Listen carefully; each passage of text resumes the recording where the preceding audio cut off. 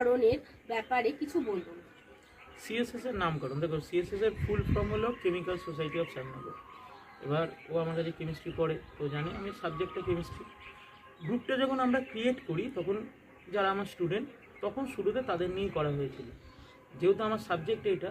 এবং তাছাড়াও কিছু বড় বড় মানুষ, আমি একবারও তাদের সঙ্গে নিজেকে তুলনা করছিলাম ভেবো না, জাস্ট তাদেরাও ধরো যেমন আমাদের আচার্য প্রফুল্লচন্দ্র রায়, উনিও ইন্ডিয়ান কেমিক্যাল সোসাইটি করেছিলেন, আমেরিকার দিকেও আছে আমেরিকান কেমিক্যাল সোসাইটি।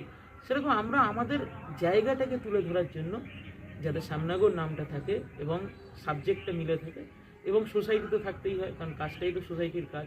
সেই তিনটে জিনিসকে একসঙ্গে মিলিয়ে আমাদের নাম chemical society of Shyamnagar, CSS. এবং আমরা পিরিয়ডিক টেবিলের ফরম্যাটে মাঝে মাঝে নাম লিখি, তো সিএসএসটা পিরিয়ডিক টেবিলের ফরম্যাটেও আসে, কার্বন, সালফার, এগুলো মৌল বিভিন্ন, তো সেখান থেকে আমরা লিখতেছি।